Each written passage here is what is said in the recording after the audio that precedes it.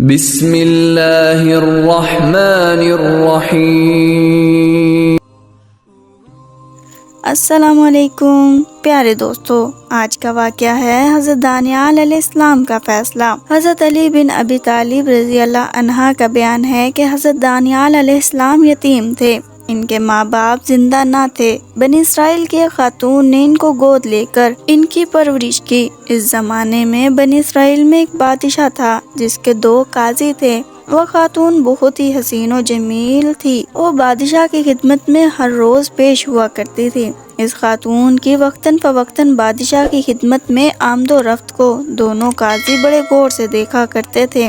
اس کی محبت ان دونوں کے دلوں میں جا گریز ہوئی اور وہ اسے اندر ہی اندر دل و جان سے چاہنے لگے۔ ایک مرتبہ موقع پا کر انہوں نے اس پاک باز خاتون سے اپنی اندرونی کیفیت کا اظہار بھی کر دیا اور اسے باور کرانے کی کوشش کی کہ ہم دونوں تم سے بہت زیادہ پیار اور محبت کرتے ہیں، ہمیں یقین ہے کہ ہمارے عشق کو تم قبول کرو گی۔ مگر اس پاک باز خاتون نے انہیں نصیحت کی اور ان کی محبت قبول کرنے سے انکار کر دیا۔ دونوں قاضیوں نے طرح طرح سے اسے بہلایا پھسلایا مگر وہ ان کی جھوٹی باتوں میں نہیں آئی۔ دونوں قاضیوں نے بہت کوشش کی کہ اسے اپنے جال میں پھنسائیں مگر وہ کسی بھی طرح ان کے ہاتھ نہیں آئی۔ جب دونوں قاضیوں نے دیکھا کہ خوبصورت خاتون کسی بھی قیمت پر ان کے ہاتھ میں نہیں آ سکتی تو انہوں نے جھنجھلا کر بادشاہ کے روبرو یہ شکایت کر دی کہ جو عورت آپ کو آ کر پنر و نسا کیا کرتی ہے اس نے زنا جیسے عظیم گناہ کا ارتکاب کیا ہے۔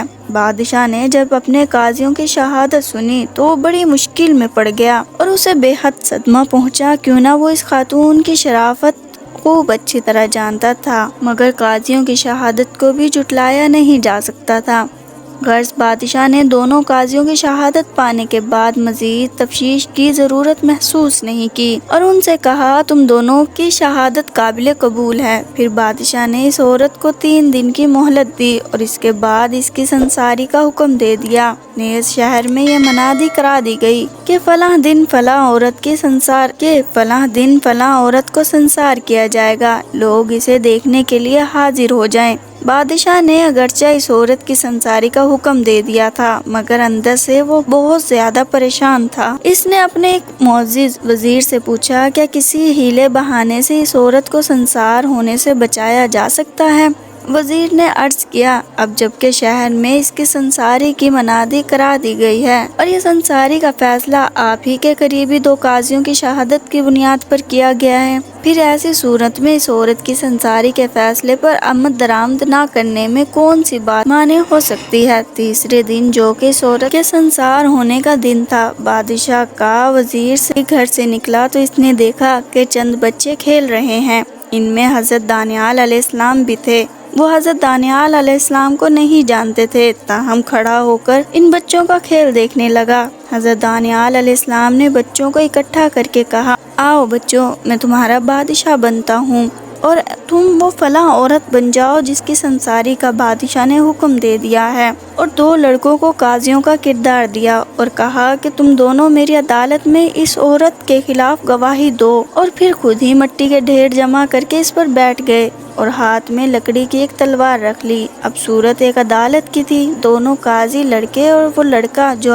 عورت کے روپ میں تھا سامنے کھڑے تھے۔ حضرت دانیال علیہ السلام نے دوسرے لڑکوں سے کہا کہ وہ ایک قاضی کا ہاتھ پکڑ دور فلاں جگہ لے جائے۔ جب وہ چلے گئے تو دوسرے قاضی کو بلا کر سختی سے کہا سچ سچ بتا ورنہ تجھے قتل کر دوں گا، تو کس بنیاد پر اس عورت کے بارے میں زنا کی گواہی دیتا ہے؟ قاضی کہنے لگا میں گواہی دیتا ہوں کہ اس عورت نے زنا کا ارتکاب کیا ہے۔ حضرت دانیال علیہ السلام نے پوچھا کب؟ ننھے قاضی نے جواب دیا فلاں روز۔ حضرت دانیال علیہ السلام نے پوچھا کس مرد کے ساتھ اس نے زنا کیا ہے؟ ننھے قاضی نے جواب دیا فلاں بن فلاں کے ساتھ۔ حضرت دانیال علیہ السلام نے پھر سوال کیا اور پوچھا کس جگہ؟ ننھے قاضی نے جواب دیا فلاں جگہ۔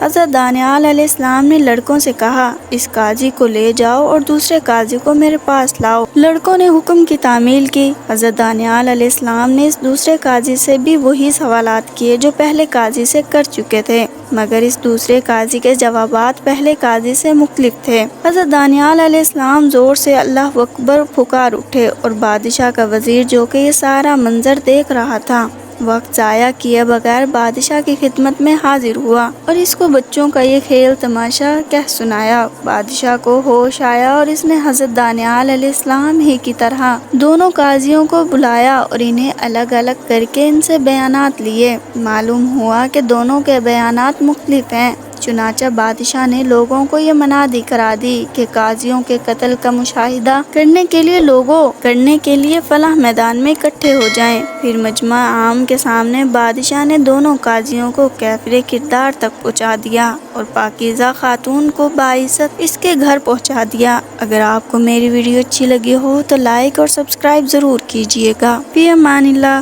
دعاؤں میں یاد رکھیے گا۔